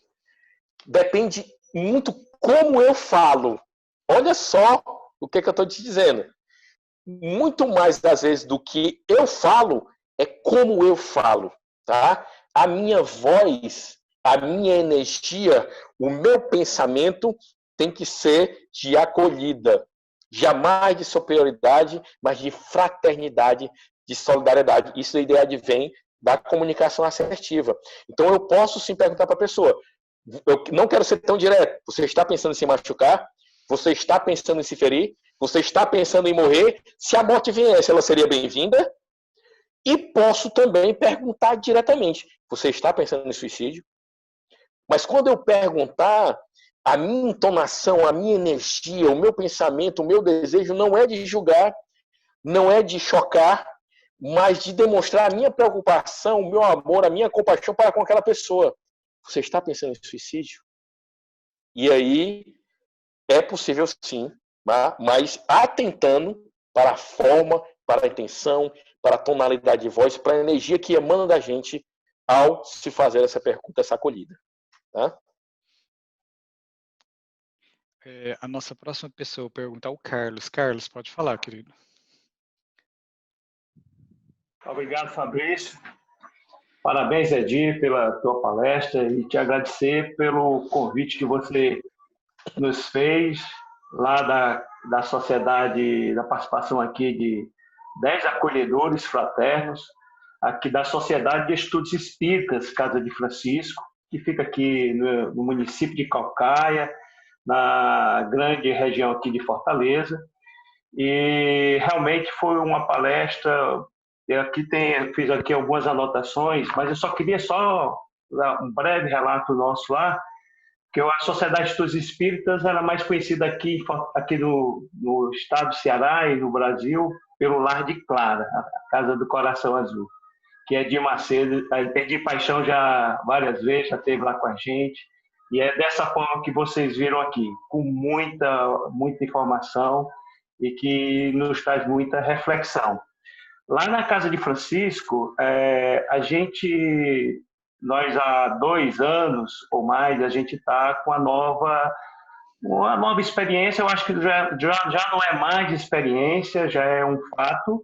Os nossos acolhimentos fraternos, nós realizamos lá na casa com a participação de 4 pacientes, que a gente assim chama, né? E com atendimento de 2 acolhedores fraternos. Com a forma que a gente viu, até pela experiência que a gente já foi tendo aí, até para evitar que a pessoa que chega numa casa espírita, ela vem com frágil, né? E de repente ela interpreta algumas formas, até a forma carinhosa de se atender, e aí ver isso de uma forma um pouco diferenciada. Então, a gente está vendo lá que o acolhimento com 2 acolhedores e ouvindo 4 pessoas, no princípio a gente teve uma certa, assim... Resistência, né? Porque o pessoal, assim, como é que eu vou falar? Como é que as outras pessoas vão falar uma para outra? Mas a gente, viu, Fabrício e Elza, né? A gente foi com a convivência, percebendo que até mesmo, porque nós nos colocamos não como os solucionadores da vida das pessoas, porque nós sabemos que cada um é protagonista do seu processo evolutivo. Então, a gente leva isso para os nossos as pessoas que nos procuram, e nesse sentido a gente e abre o diálogo, e no diálogo a gente percebe que tem até pessoas dentro do... que há um paciente que se comove com a situação e apresenta, e aí esquece da própria dor e passa a acalentar o outro. É tanto que lá no nós não adotamos o nome atendimento fraterno. Nós adotamos o nome acolhimento fraterno. Nós queremos acolher as pessoas. E tem dois... Aí, Adi, você nos trouxe aqui uma coisa que eu achei muito interessante, você trouxe 3, que é mais de preparação e de cuidado com o local, né? A coordenação do atendimento fraterno tem que tomar conhecimento de todos os casos de suicídio que foram debatidos, foram colocados dentro do acolhimento. E também para a questão até mesmo, se essa pessoa retornar, a gente ter um cuidado, um zelo, até com a imagem da pessoa, né? Porque a gente tem cuidado. E que me chamou mais atenção, que eu queria deixar aqui bem enfatizado, é o cuidado da preparação do ambiente. Edi, você foi cirúrgico nesse ponto, cara, porque a gente que está numa casa espírita, tudo bem, nós estamos protegidos, a espiritualidade está em todo o cuidado, mas tem a nossa parte. E isso que você colocou aqui, já vou levar. Nesse momento nós não estamos atendendo, quarentena. A quarentena, e que a gente tem que ter os cuidados. Até Allan Kardec diz lá na Revista Espírita de 1868 que a gente deve ter cuidado, né? E você reforçou aqui na questão do cuidado que nós devemos ter com o nosso corpo e certos descuidados que nós temos nessa época aqui, e se nós chegarmos a desencarnar, a gente vai chegar lá, como o Edi próprio colocou, na condição de suicida, né? Aí, Edi, só para... eu queria, assim, eu fiz mais uma explanação, desculpa aí, gente, colocar isso aqui para você, mas eu acho que o ambiente é propício, e até para a gente colocar um pouco da experiência da gente e de ouvir de vocês. E no final, queria pedir, eu estou vendo que esse aqui é o segundo encontro, nós queríamos nos colocar Sociedade de Estudos Espíritas, Casa de Francisco, aqui de Fortaleza. Se o Fabrício quiser anotar aí, posso até mandar de nos colocar nessas discussões, nas próximas.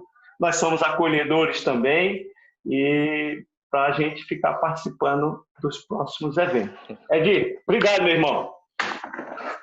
Vamos prosseguir, que tem bastante pessoas para perguntas também, ser mais objetivo nas perguntas, especial os atendentes, né, para poderem fazer, por favor. Isso. Ok, a próxima pergunta foi do Peter. Ele fez a pergunta em inglês, eu rapidinho aqui traduzi, e ele diz o seguinte: o que você acha que as autoridades da saúde deveriam fazer para segurar um local para reduzir os riscos, como hotéis, estacionamentos e pontes?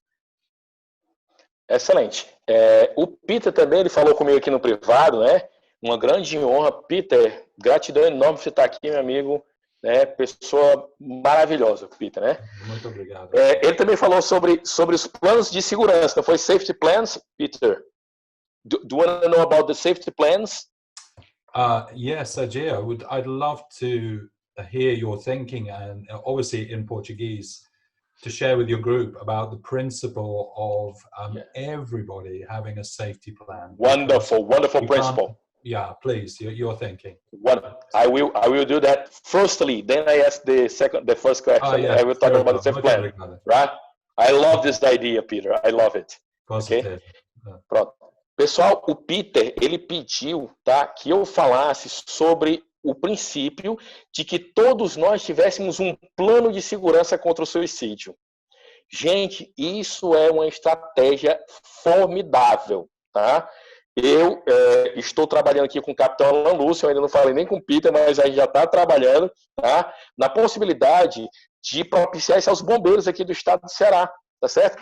Um plano de segurança, um safety plan. E a For Mental Health, que é a instituição que o Peter trabalha, eles têm um template, né? Eles têm orientação de como cada um pode construir esse plano de segurança, que aí é uma prevenção individualizada, tá? Para cada um de nós. Eu quero dizer que eu sou totalmente a favor da construção de planos de segurança contra o suicídio. E aí, eu vou ensejar aqui a Elza Rossi, converse depois com o Dr. Peter, para que eles possam amadurecer essas ideias. E eu estou em contato também com o Peter todas as semanas para a gente poder construir também esses planos de segurança, não só para as casas específicas que a gente pertence, né, que a gente trabalha e colabora, mas também para os profissionais de segurança pública aqui do Ceará. Tá? A primeira pergunta, na verdade, que o Fabrício traduziu, foi o que pode ser feito em pontes, edificações, estacionamentos, locais que ficam muitas vezes estigmatizados pela questão do suicídio. Existe uma repetição de suicídio nesse ambiente. E aí eu queria dizer para o Peter que nós passamos, depois que ele veio aqui em janeiro, nós passamos a usar a expressão local frequentemente utilizado, né? Frequently used location, tá? Que é uma expressão da For Mental Health, porque muitas pessoas utilizam termos associados a sucesso, a glória, que podem incentivar o suicídio em vez de mitigá-lo, neutralizá-lo, tá?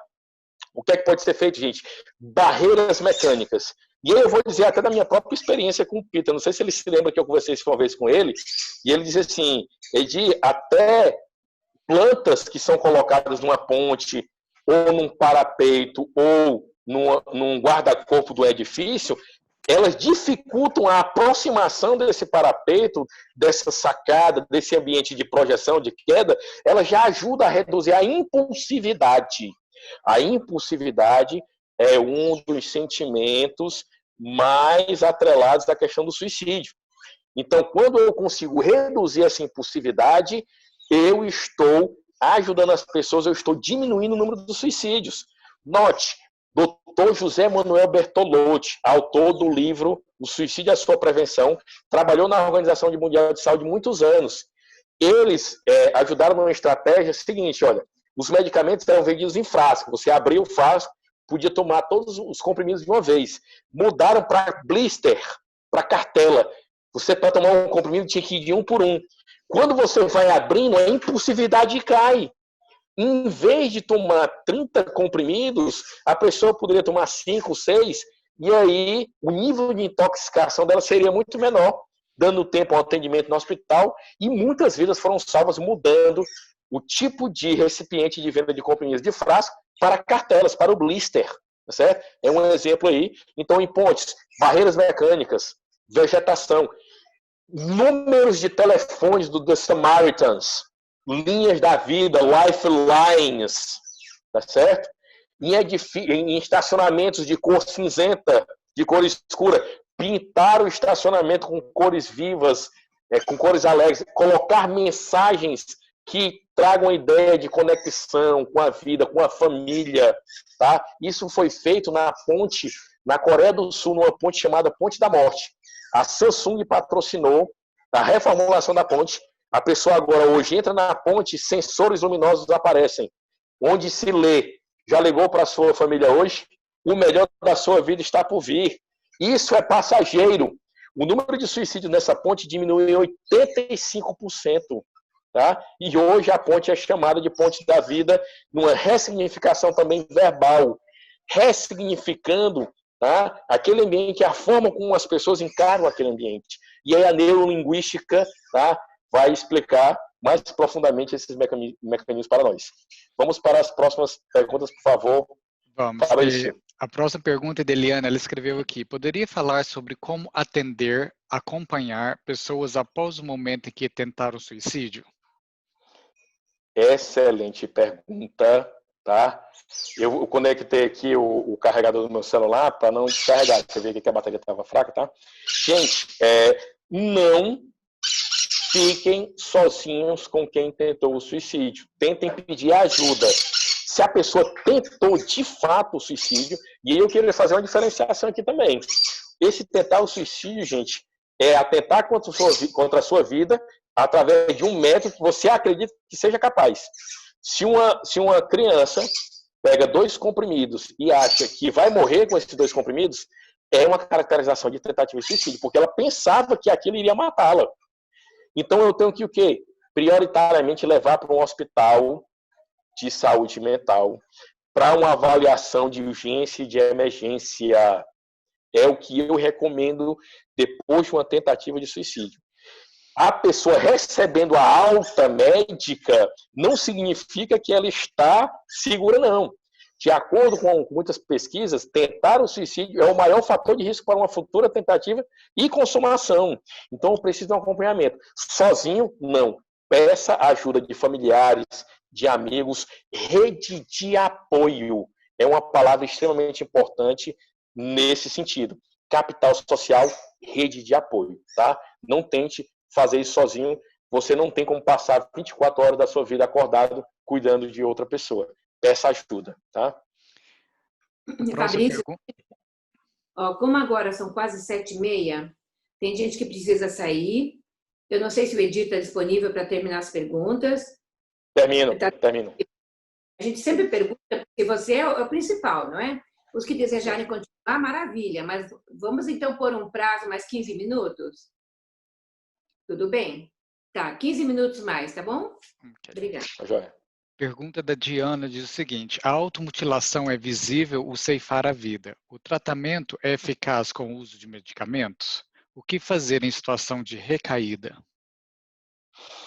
Excelente pergunta, gente. No livro Prevenindo o Suicídio, um imperativo global, tá, que a gente citou no começo da nossa fala, está lá escrito que a automutilação é considerada por muitos pesquisadores como uma própria tentativa de suicídio, por mais que a pessoa diga que não tinha intenção de se matar. Olha só, né? Isso causa uma certa confusão na conceituação, tá? Mas é algo muito grave, porque se você está agredindo o seu corpo, existe um alto grau de associação com o desejo de morrer, com o desejo de se matar. Pode haver outras motivações. Existem pessoas que sentem prazer na automutilação. Existe uma automutilação que ela pode ser de cunho, por exemplo, religioso. A pessoa se pune por alguma coisa que acredita que fez de errado. Ou então, aqui no Brasil, nós temos uma procissão em que vários discípulos, tá, eles pegam cordas com estilete e flagelam as suas costas para simular o sofrimento de Jesus Cristo. Isso é um tipo de automutilação, tá? Mas com caráter cultural religioso. Mas, em linhas gerais, essa autoagressão ela é associada, sim, tá, ao pensamento suicida. A pergunta dela, ótima. Pode ser resolvido com medicação? Quem vai dizer isso é um psiquiatra, tá? Caso a caso.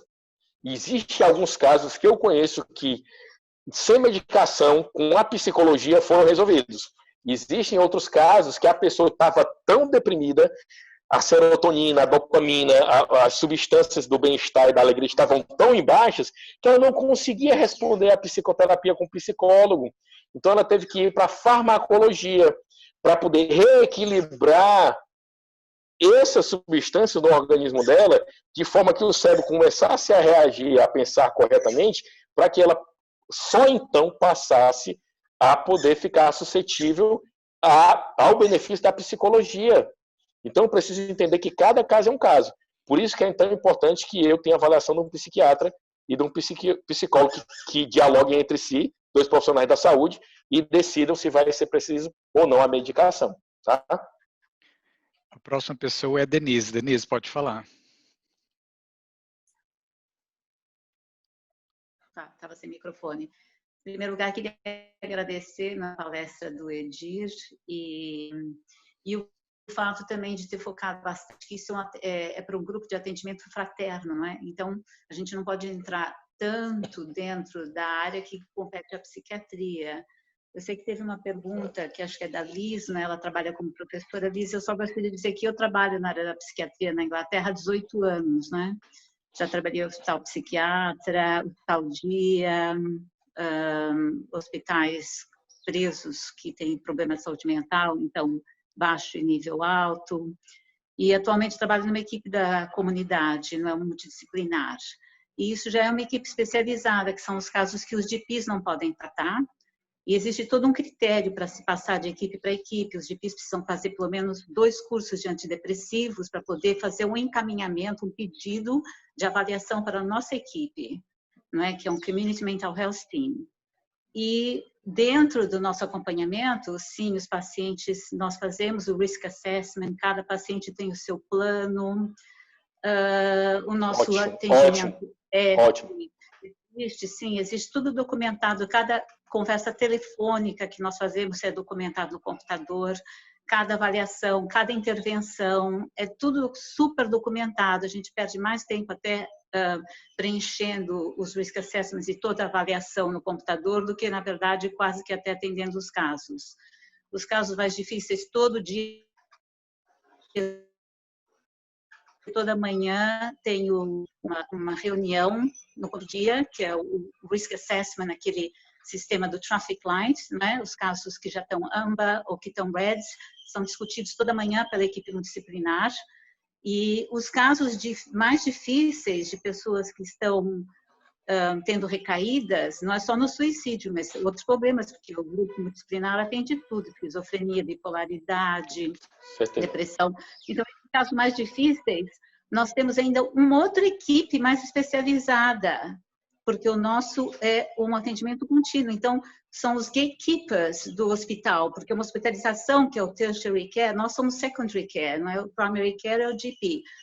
O hospital é muito caro, então existe ainda uma outra equipe entre nós e o hospital que pode ir em casa 3 vezes ao dia, dar medicamento, dar assistência. Então, tudo existe, um plano e um sistema dentro da Inglaterra, não é? Então, se a pessoa, e como a gente está falando da doutrina, se a pessoa vai a um centro espírita e ela está suicida, não é? Vocês têm que pedir para ela, em primeiro lugar, a pessoa chamar o 999, não é? Porque o 999...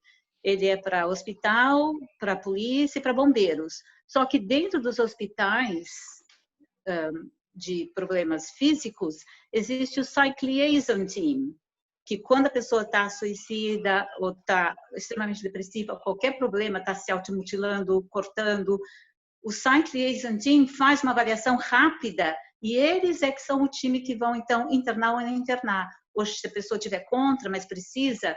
vão chamar, porque preciso 3 profissionais de saúde para internar alguém que esteja contra, mas esteja necessitado. Então, é importante... No mínimo. Na Inglaterra são 3 para fazer essa avaliação. Então, precisa a pessoa ter consciência e chamar, se realmente é alguém que esteja assim, não é? Ali, que diz que vai praticar um ato, então é o 999, porque dentro de uma casa espírita nós estamos dando assistência fraterna, nós não estamos tratando da área da psiquiatria, não é? Então todo esse acompanhamento, a pessoa pode se perguntar se a pessoa tem, não é? Muitas pessoas têm e a gente não sabe que tem um acompanhamento elas estão na comunidade, como os pacientes que eu visito em casa, ou que vão na nossa equipe, elas têm um acompanhamento regular já de psiquiatra, e alguns pacientes só veem o psiquiatra regularmente, outros que precisam de mais atendimento, como a nossa equipe é multidisciplinar, eu sou terapeuta ocupacional dentro da área da psiquiatria, mas existe assistentes sociais, terapeutas ocupacionais, existem enfermeiros, existem psicólogos, e dependendo da complexidade do caso, o time decide, não é? Se ela vai ter uma pessoa só seguindo, não é? Ou se vai ter mais profissionais envolvidos, existem trabalhos em grupos, trabalhos individuais. Então, todo esse acompanhamento, existe equipes especializadas na Inglaterra que dão esse tipo de apoio. Eu acho que a gente tem que, não é? Como disse o Edir, nós temos que pensar o que a doutrina espírita pode levar, não invadindo... Não invadindo espaço, respeitando competências, né? Primeiramente, a parte de saúde aqui no plano material, tá? E a doutrina espírita como um apoio, tá? Fantástico. Isso. Muito bom saber essas informações. Isso, que é que a doutrina espírita vai acrescentar ao que a pessoa provavelmente já está tendo na Inglaterra. E se não estiver, então o aconselhamento é exatamente isso, é de a pessoa ir procurar primeiro o seu GP, porque é onde tudo começa na Inglaterra é o GP. Ele é que faz encaminhamento para um profissional do coração, para um profissional do rim, da vista, e, se for o caso, para depois um acompanhamento da equipe de saúde mental, que são os Community Mental Health Team. Se o DP já tentou antidepressivo, ansiolítico e outros remédios, e não surtiram efeito, ele se vê impotente em 10 minutos resolver tudo e faz o encaminhamento para escalar, não é, para subir dentro do sistema o alerta de necessidade de mais apoio. Muito bom saber, muito bom. A próxima pergunta Obrigado. vem da Ana Patrícia. Ana Patrícia, pode falar. Oi, gente, boa tarde. Pedi ao sermão aqui de jornada, que Deus te abençoe, que Deus te proteja e continue te protegendo e te guiando, né, nessa caminhada. E parabéns pela sua humildade em compartilhar tantos conhecimentos. Continuando também o que a Elsa falou no começo, tantos jovens cometendo suicídio, tantas pessoas cometendo suicídio. E eu faço parte da equipe da CF, da Sociedade de Estudos Espíritas Caixa de Francisco, aqui em Fortaleza, no Ceará. E sou acolhedora fraterna. E nós tivemos ano passado, na FEC, na Federação Espírita do Estado do Ceará, um curso muito importante com o grupo da GEAV, que é do Grupo de Espíritas em Apoio à Vida. E esse grupo, ele fez assim com a minha cabeça, porque foram informações valiosíssimas que eu não fazia a menor ideia do que acontecia com uma ideação suicida, né? E para o acolhedor, aquelas informações que eu aprendi foram riquíssimas, né? E continuam sendo, né? Então, assim, todo ano tinha o Setembro Amarelo, né? Que as casas espíritas faziam, Setembro Amarelo, comemoração que eu digo assim, o combate, né? E a gente passou a fazer todos os sábados na casa de Francisco, palestras com a temática de combate ao suicídio. E sempre puxando um palestrante para os jovens, né? Porque, assim, como está sendo difícil, hoje em dia, principalmente, trazer esse público jovem para dentro da casa espírita, né? Então, assim, todos os sábados, na Casa de Francisco, a gente tem feito esses eventos, né? De levar palestrantes, de dar essa dose, essa injeção, né? Não só para as famílias, mas para quem também tem ideações suicidas, né? E como isso tem feito bem para todos, né? Não só para eles, mas como para nós também, né? E a gente também, como acolhedores, né? Nosso grupo, né? Nós todos os sábados temos um grupo de estudo. E a gente também tem se preparando, a gente está se preparando nesse momento de pós-pandemia, porque tudo isso vai passar. E como nós vamos receber, né, pessoas que cometeram suicídio, pessoas familiares, né? Então, assim, tudo isso a gente também, a gente precisa estar preparados, né? Então, eu gostaria de saber ou então da Elsa, ou de qualquer pessoa que está participando aqui, de alguma sugestão, uma orientação, uma dica para incluir nessa rede de apoio aqui, né, para que possamos fazer um bom trabalho junto com os nossos acolhidos. Elsa, quer falar, Elsa? Ou eu falo? Eu prefiro responder as perguntas que estão feitas anteriormente, depois a gente pode conversar, Patrícia, tá bom? Tá joia. Então, vamos lá. Tem uma aqui que eu vou ler para vocês, é da Maria da Holanda. Ela diz o seguinte: Fabrício, o que fazer com uma criança de 12 anos na Holanda que não está suportando o zumbido, barulho no ouvido após um acidente de carro? E um problema de saúde e a família está desesperada. Essa situação foi trazida por uma amiga holandesa. esqueci de dizer que a criança só pensa em suicídio e o pai começa a aceitar a ideia, porque o filho, há 1 mês, está sofrendo muito. Gente, que situação difícil, né, Fabrício? Aí. Esse caso aí é um caso, tá, que, como já foi falado, eu tenho que levar a Inglaterra, Holanda, mesmo que se fosse no Brasil, primeiramente para as equipes de saúde aqui, tá, governamentais, competentes, tá, que existem em cada país desse, respeitando essa lei. Em paralelo, como foi falado aqui em inúmeros momentos, né, existem tratamentos que acontecem na casa espírita, tá? De oração, tratamento espiritual, tá? Um trabalho mediúnico que pode ser feito também na casa espírita, fluidoterapia, passe magnético, algumas casas espíritas também trabalham com reiki, tá certo? Eu sugeriria esse tipo de atendimento primeiro, como já foi muito claro enfatizado aqui, equipe de saúde. E a medicina, tá? E as terapias espirituais, que podem ser encaradas como uma medicina alternativa, né? Então, em termos gerais, não estou dizendo que é medicina, estou dizendo que é uma forma alternativa de se lidar com a saúde, tá certo? Só um detalhe, ela está dizendo aqui que, desculpa, eles são holandeses e não são espíritas. Ah, tá. São holandeses, não são espíritas. Gente, aí eu tenho que respeitar a crença de cada um. A doutrina espírita, ela não é proselitista, ela não quer forçar ninguém, ela não quer converter ninguém.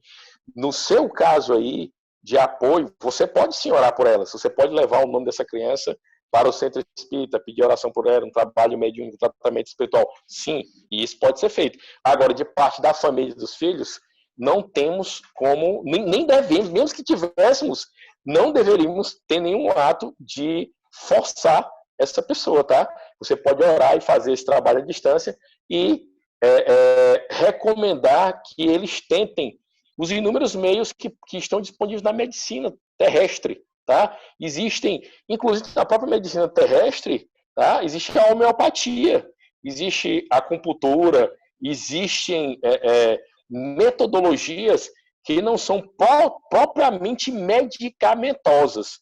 Aí eu não sei, eu sei que o doutor Pedro está aí, eu não sei se a Sophie está, né? A Sophie, ela trabalha muito com isso, estudando formas diferenciadas de curar que não sejam propriamente com a medicação. Devo tentar? Devo sim, até porque é um sofrimento tremendo. Já desenvolveu em mim a compaixão, eu já me afetei em saber que essa criança está nesse estado, tá? Que nos faz sofrer também. A compaixão, compartilhando essa dor. Mas aí nós não temos como forçar, temos que respeitar, podemos sim orar, né, levar o nome dessa pessoa para o centro espírita, orar por ela, desejar o bem dela e, sim, se comunicando com os pais, orientar para que eles tentem todos os tipos possíveis de medicina que estejam à disposição deles. Né? Obrigado. Tem mais uma pergunta da Raquel. Diz o seguinte: quanto ao não se falar dos casos de suicídios, isso ajuda a prevenir ou diminuir outros casos? Excelente essa colocação. Gente, eu vou voltar a dizer o que eu falei agora há pouco. A forma como eu falo.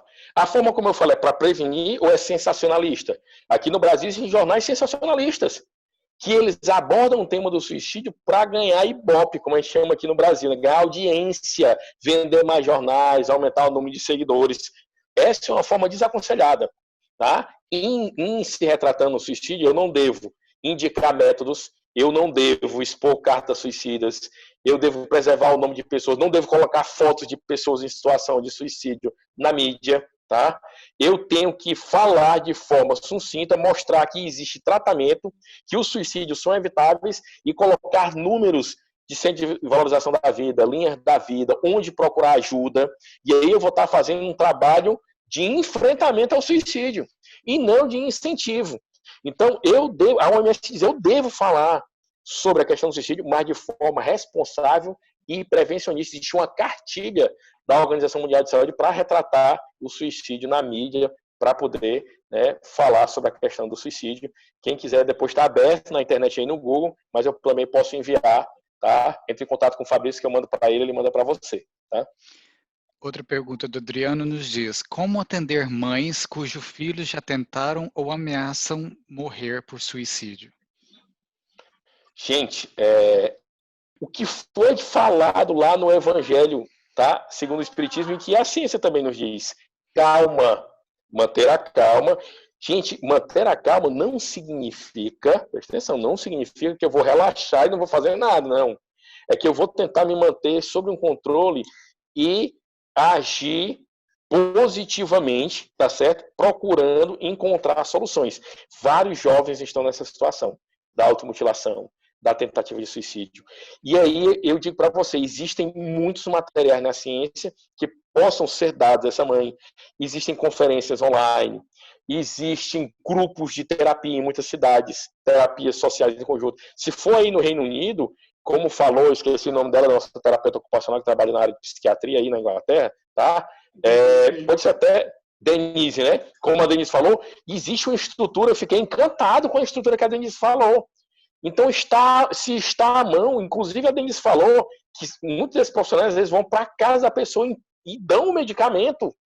Então, se isso é possível, utilize desses recursos e apoie, gente. A mãe, por melhor que ela seja, sozinha é muito difícil para ela. Apoie essa pessoa, ajude. Tente ajudar o jovem com a permissão da mãe, é óbvio.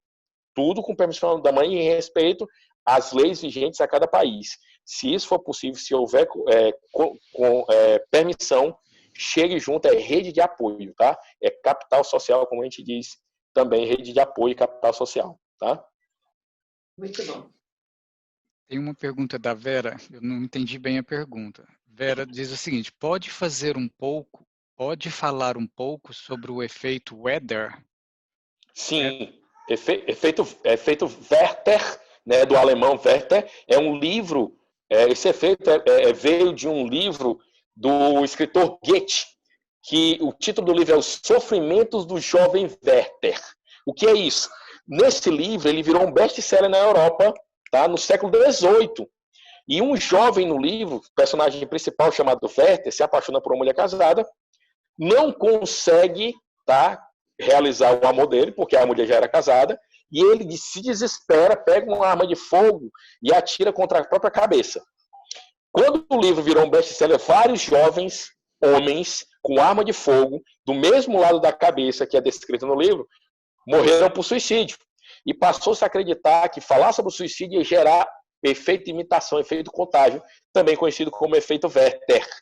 E aí as pesquisas atuais mostram que o efeito Werther não é um efeito real quando eu falo para prevenir. Se eu romantizar, o suicídio é um problema. Romeu e Julieta, os dois tomam veneno e morrem no final. Otelo tem também a questão do suicídio, tá? O Pequeno Príncipe, olhem só, no final do livro do Pequeno Príncipe, vem uma serpente, o Pequeno Príncipe não corre, a serpente pica o Pequeno Príncipe e ele morre. Gente, se você entrega o Pequeno Príncipe para uma pessoa que está adoecida, ela pode enxergar esse final como um suicídio passivo, um suicídio por omissão. Então, eu tenho que ter muita responsabilidade naquilo que eu dou, porque ele pode gerar esse efeito Werther, esse efeito contágio. E aí eu falo como eu falo, de forma a gerar o efeito Papageno, que é o contrário do efeito Werther, Fabrício. O efeito Papageno, tá? Ele foi baseado num artigo científico, tá? De um pesquisador europeu chamado Thomas Niederkrotenthaler. É muito difícil pronunciar, mas eu acho que me aproximei da pronúncia correta. E ele vai dizer que na ópera A Flauta Mágica de Mozart, tem uma parte da ópera que uma pessoa quer se jogar, um homem quer se jogar. Aparecem 3 seres e começam a conversar com esse homem e ele desiste de se jogar. E a partir de então, ele vai buscar essa analogia e dizer: é possível superar o suicídio. Na publicação Prevenindo o Suicídio Imperativo Global, está escrito lá: os suicídios são preveníveis, evitáveis. É possível sim superar a ideação suicida, sair de uma situação de pós-tentativa de suicídio e recuperar a sua harmonia de vida e seguir vivendo no percurso normal. Tá? Então, efeito Werther, efeito contágio, efeito Papageno, efeito positivo de imitação. Então, nós vamos passar só para mais uma pessoa, aí eu passo para a Elza para as considerações finais. Ok. Denise, pode falar, querida. Você está com a mão levantada aí? Quem, eu? A Denise. Você quer falar alguma Eu coisa? não. Você estava com a mãozinha Não. do Zoom. Ah, deve ter sido que... Ah, desculpa, eu estou aqui respondendo a Ruth. Ok. Então, gente, Não, acho que então já falei. nós vamos finalizar as perguntas e eu vou passar para a Elza para ela fazer o encerramento do evento. Eu quero agradecer a todos a paciência, o carinho, o interesse e aproveitando, né, desses momentos que foram muitos aprendizados. E eu vou deixar a resposta para a nossa amiga que fez a pergunta, agora não sei onde que ela está. Eu dei o meu WhatsApp para ela, deixei no chat, que depois eu converso com ela o que ela solicita, que eu vou indicar o uso em São Paulo para dar orientação para ela. Mas vamos agradecer em nome de Jesus esses momentos tão importantes, quase 2 horas de conversa, que vem realmente calar no nosso coração e ajudar a nos instruir, que há muitas mãezinhas com o coração dolorido com os filhos que partiram. Há muitos casos de famílias com suicidas que sofrem a perda de um pai, a partida de um filho, de uma mãe, de uma esposa, deixando ao relento do coração. E nós aqui, tão pequenos que somos, com a vontade de querer aprender a fazer algo melhor, que venha dar uma acolhida aquele que chega à porta da casa espírita, adentra a casa espírita. Muitas vezes fica no silêncio, num canto recolhido, e vamos aprender a ler como que o seu corpo está, como o seu olhar está, para chegar até ele, oferecer o nosso carinho, às vezes o nosso silêncio e o nosso abraço, quando possível. Tudo em nome de Jesus, que nos acolhe todos os dias. Ó Jesus querido, abençoa todos aqueles que aqui estão, os que vão multiplicar esses conhecimentos, os que vão colocar em prática e buscar mais ainda por aprender. E que possamos realmente, Senhor Jesus, nos prepararmos, porque após essa pandemia, muitos virão buscar ajudas espiritual para os seus corações, para as suas vidas. E assim possamos estar abertos e preparados para acolher e atender com amor. Obrigada, Jesus, que a tua luz permaneça conosco, com nossas famílias, onde estiverem, hoje e sempre, querido amigo. Muito obrigada, Senhor da vida. Em nome da paz, a nossa Federativa Britânica, a nossa gratidão a todos os diretores que aqui permanecem, que estão conosco, a todos os convidados, os participantes, que somos uma família, em nome de Jesus. Muito obrigada a todos. Que assim seja.